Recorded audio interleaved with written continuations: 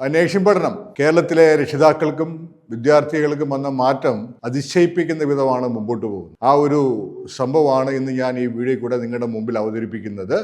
Skip ചെയ്യാതെ മുഴുവനും കേൾക്കുക. താല്പര്യം ഉണ്ടെങ്കിൽ ചാനൽ ലൈക്ക് ചെയ്യുക, ഷെയർ ചെയ്യുക, കമൻ്റൊക്കെ പറയുക. ഒരു ഏജൻറ്റും ഒരു രക്ഷകർത്താവും തമ്മിലുള്ള സംഭാഷണം ഒന്ന് കേട്ടോ.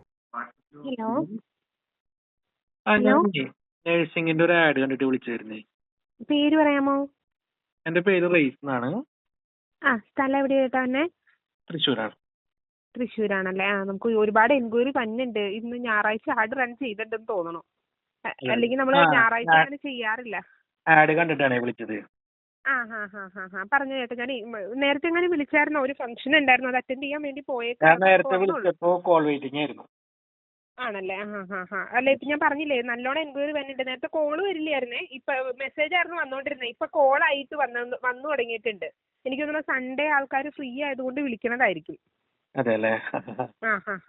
എവിടെയാ നോക്കുന്ന? മെയിൻ ആയിട്ട് അഡ്മിഷൻ നോക്കുന്ന എവിടെയാ? ഞാനിപ്പോ കണ്ട ആഡില്ലേ നഴ്സിംഗിന് മറ്റേ ഹോസ്റ്റൽ ആൻഡ് ഫുഡ് മാത്രമേ ഫീസ് അടച്ചാൽ മതി എന്നുള്ള ഒരു ആഡാണ് കണ്ടത്. ഓക്കെ. എങ്ങനെ കൊച്ചിന്റെ മാർക്ക് വരണേ? എനിക്കല്ല, സിസ്റ്ററിനായിരുന്നു. സിസ്റ്ററിന് എങ്ങനെയാ മാർക്ക് വരുന്നത്? 88 ഉണ്ടായിരുന്നു +1. +1 88 ഉണ്ടായിരുന്നു. എവിടെയാ മെയിൻ ആയിട്ട് നോക്കുന്ന? ഏതെങ്കിലും കോളേജ്? അല്ല, ഞാനപ്പോ ഈ ആഡ് കണ്ടിട്ട് വിളിച്ചാണ്. എവിടെയാണ് എന്താണെന്ന് അറിയില്ലല്ലോ. നമ്മൾ പല കോളേജുകളിലും ചെയ്യുന്നുണ്ട്. പക്ഷെ മാർക്ക് അടിസ്ഥാനത്തിലും അതുപോലെ നമുക്കൊരു സ്കോളർഷിപ്പ് ഫോമും കൂടെ വരുന്നുണ്ട്. അതിൽ വരുന്നതെന്ന് വെച്ചാൽ ഈ അത്യാവശ്യം മാർക്കുള്ള പിള്ളേർക്കാണെങ്കിൽ മിക്ക കോളേജുകളിലേക്ക് നമ്മൾ സ്കോളർഷിപ്പ് ഫോമും കൂടെ വെച്ചിട്ടാണ്. എന്തായാലും അവൾക്ക് +2 90+ എന്തായാലും ഉണ്ട്. ഗ്യാരണ്ടിയാണ്.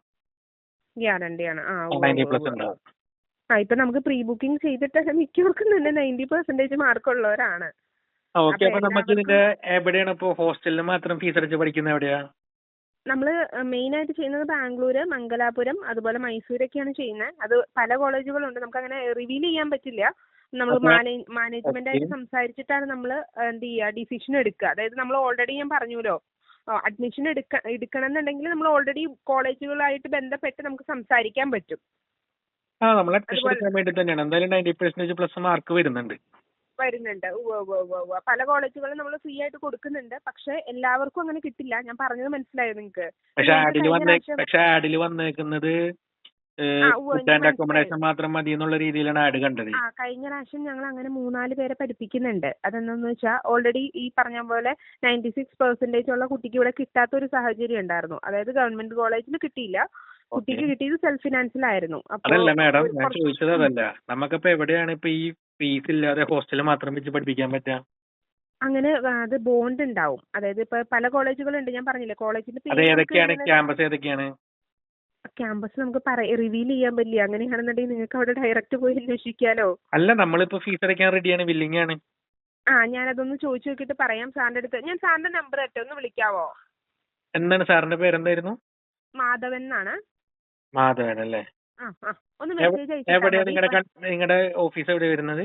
മൂവാറ്റുപുഴയാണ്. എറണാകുളം ഡിസ്ട്രിക്റ്റില് മൂവാറ്റുപുഴ എന്ന് പറയും. മൂവാറ്റുപുഴ എന്റെ ഒരു സിസ്റ്ററിന്റെ വീടുണ്ട്. PO ജംഗ്ഷൻ ഇല്ലേ, നിർമ്മല ഹയർ സെക്കൻഡറി സ്കൂള്? അവിടെയായിട്ടാണ് വരുന്നത്, ഓഫീസ് വരുന്നത്. എത്ര പെർസെന്റേജ് മാർക്കാണ് മിനിമം വേണ്ടത് നമുക്ക് ഈ സ്കോളർഷിപ്പോട് കൂടി പഠിക്കാനായിട്ട്? നമ്മൾ 90 above ഉള്ളവർക്ക് കൊടുക്കുന്നുണ്ട്. എന്തായാലും 90 above വരും. അപ്പൊ 90 above ആണെങ്കിൽ നമുക്ക് ട്യൂഷൻ ഫീസിന്റെ ആവശ്യം വരുന്നില്ലേ? വരില്ല എന്നല്ല ഞാൻ പറഞ്ഞത്, എല്ലാവർക്കും നമുക്ക് അലോട്ട് ചെയ്യാൻ പറ്റില്ല. എങ്ങനെയാണ് കുട്ടിയുടെ മാർക്ക്, അതായത് +2 റിസൾട്ടും കൂടെ വന്നു കഴിഞ്ഞാൽ 90 above മേളിൽ നിങ്ങൾ സ്കോളർഷിപ്പ് ആഡ് ചെയ്യണമെന്ന് പറയുന്നുണ്ട്. അപ്പൊ എല്ലാവർക്കും കൊടുക്കാൻ പറ്റില്ല എന്നുള്ള രണ്ടാമത് നിങ്ങൾ പറയുന്നുണ്ട്. അതായത് എങ്ങനെയാണെന്നാണ് ഞാൻ ചോദിച്ചത്. അതാണ് പറഞ്ഞത്. 90 above ഉള്ള പിള്ളേരുടെ ഫോമും ആപ്ലിക്കേഷൻസും നമ്മൾ ഒരു കോളേജിലല്ല 2-3 കോളേജിലേക്ക് ആപ്ലിക്കേഷൻസ് വെക്കും.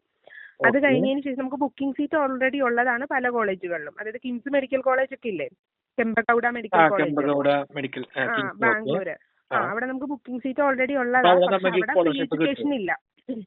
അവിടെ ഫ്രീ എഡ്യൂക്കേഷൻ ഇല്ല. ഞാൻ ചോദിച്ചത് ഫ്രീ എഡ്യൂക്കേഷൻ തരുന്ന ക്യാമ്പസ് ആണ് ചോദിച്ചത്. ഫ്രീ എഡ്യൂക്കേഷൻ അതാണ് ബ്രദറെ ഞാൻ പറഞ്ഞത്, നമുക്കത് അങ്ങനെ റിവീൽ ചെയ്യാൻ പറ്റില്ല. അതായത് നിങ്ങൾ ഓൾറെഡി ഞാൻ പറഞ്ഞ സാറിന് ഒന്ന് കൺഫേം ചെയ്ത് കഴിഞ്ഞു കഴിഞ്ഞാൽ ഫ്രീ എഡ്യൂക്കേഷന്റെ ഡീറ്റെയിൽസ് പറഞ്ഞുതരും. ഫ്രീ എഡ്യൂക്കേഷൻ ഡീറ്റെയിൽ സാർ പറഞ്ഞുതരും അല്ലേ? പറഞ്ഞുതരും. ഏതാണ് നിങ്ങളിപ്പോ നോർമലി എവിടേക്കാണ് ചെയ്യുന്നത്? അതാണ് ഞാൻ പറഞ്ഞ ബാംഗ്ലൂർ ഞങ്ങള് കെമ്പഗൌഡ ചെയ്യുന്നുണ്ട്, ശ്രീദേവി ചെയ്യുന്നുണ്ട്, സിദ്ധഗംഗ, അതുപോലെ ശ്രീ സിദ്ധാർത്ഥയൊക്കെ ചെയ്യുന്നുണ്ട്. അതായത് ശ്രീദേവി. ബാംഗ്ലൂരും ഒട്ടുമിക്ക കോളേജുകളും ചെയ്യുന്നുണ്ട്. ഇതിലൊക്കെ സ്കോളർഷിപ്പ് നമുക്ക് ആഡ് ആയിട്ട് വരുമോ? നമ്മുടെ സൈഡിൽ നിന്ന് സ്കോളർഷിപ്പ് അലോട്ട് ചെയ്ത് കൊടുക്കുന്നുണ്ട്. നമ്മുടെ സൈഡിൽ നിന്ന് ഒരു അതെത്രയാ നമുക്ക് പേയ്മെന്റ്? 20,000 മുതൽ 1.5 ലക്ഷം രൂപ വരെയാണ് സ്കോളർഷിപ്പ് അലോട്ട് ചെയ്ത് കുട്ടികൾക്ക് കൊടുക്കുന്നത്. 20,000 മുതൽ 1.5 ലക്ഷം രൂപ വരെ. അപ്പൊ ഈ ശ്രീദേവിയിലേക്ക് എങ്ങനെയാ ഫീസ് വരുന്നത്? ശ്രീദേവിയുടെ ടോട്ടൽ 10.60 അടുത്താണ് വരുന്നത്. അത് ഇൻക്ലൂഡിങ് ഫുഡും അക്കോമഡേഷനും കൂടെ കൂട്ടിയിട്ടാട്ടോ വരുന്നത്. അപ്പൊ 10.60 ഫീസ് ആവുമ്പോ നമുക്ക് നോർമലി ഒരു 1.5 ലക്ഷം രൂപ കുറച്ച് കഴിഞ്ഞാല് നമുക്ക് അപ്പൊ എത്ര 9,10,000 രൂപ വരും. 1.5 ലക്ഷം അപ് ടു കിട്ടൂന്നല്ല കേട്ടോ ഞാൻ പറയണത്. 1.5 ലക്ഷം. 1.5 ലക്ഷം. അല്ല മാഡം, 90% പ്ലസ് മാർക്ക് വരുമ്പോ സ്കോളർഷിപ്പ് വേണ്ടേ? നിങ്ങളപ്പോ എന്ത് കണ്ടിട്ടാണ് ഈ ആഡ് ഇടുന്നത്? എടോ അതല്ലേ ഞാൻ പറഞ്ഞത്.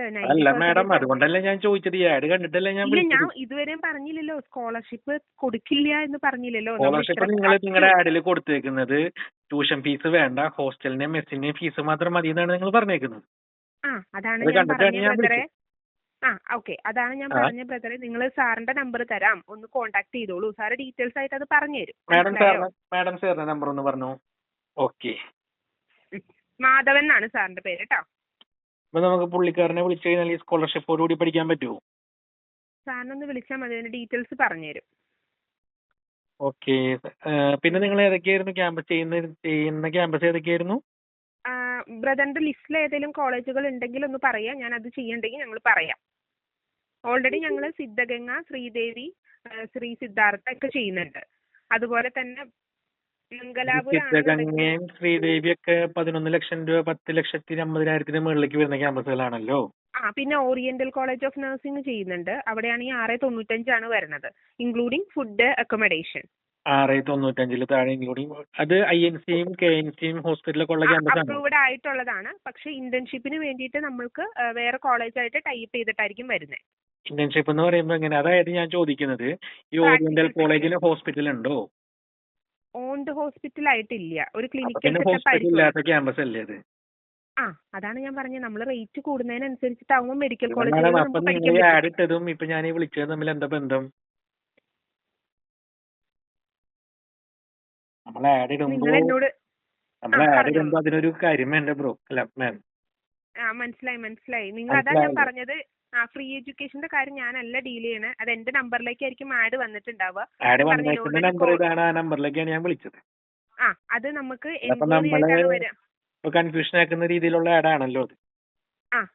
നിങ്ങൾ അതാണ് ഞാൻ പറഞ്ഞ ഈ നമ്പറിലേക്ക് വിളിച്ചു ചോദിക്കാൻ മതി, ഡീറ്റെയിൽസ് പറഞ്ഞു തരും കേട്ടോ. സാർ തിരക്കല്ലെങ്കിൽ നിങ്ങളെ തിരിച്ചു വിളിച്ചോളും. ഇപ്പൊ തിരക്കാണെന്നുണ്ടെങ്കിൽ ചിലപ്പോൾ എടുക്കില്ല, കാരണം അവർ CCLന്റെ കാര്യത്തിനും കൂടെ കൂടി പോയേക്കണതാണ്. അവിടെ ബാംഗ്ലൂരാണ് ഇപ്പൊ ഉള്ളത് നിലവിൽ. അവർക്ക് സെലിബ്രിറ്റി ക്രിക്കറ്റ് ലീഗ് പോലെ തന്നെ ഇവർക്ക് കൺസൾട്ടന്റ് പ്രീമിയർ ലീഗ് ഉണ്ട്, CPL എന്നും പറഞ്ഞിട്ട്. അത് ക്രിക്കറ്റ് ആണ്, മാച്ചസ് ആണ്. അപ്പൊ അത് 27-28 നടക്കുന്നത്. അപ്പൊ അതിന്റെ പ്രാക്ടിക്കലും കാര്യങ്ങളൊക്കെ ആയിട്ട് അവരവിടെ ബിസിയാണ്. ഒന്ന് വിളിച്ചു ചോദിക്കാൻ മതി. ഇനി കിട്ടിയില്ലെങ്കിൽ വൈകുന്നേരം നിങ്ങളെ തിരിച്ചു വിളിച്ചോളൂ അങ്ങോട്ട്. തിരിച്ചു വിളിച്ചോളൂ അല്ലേ? പേരെന്തായിരുന്നു? പേരൊന്ന് പറയൂ. എന്റെ പേര് റെയ്സ് എന്നാണ്. കേട്ടില്ല. റെയ്സ് എന്നാണ് പേര്. റെയ്സ്. അതെ. ഓക്കെ ശരി റെയ്സ് എന്നാ. ശരി. ഓക്കെ മാഡം, ശരി കേട്ടോ. ഓക്കെ.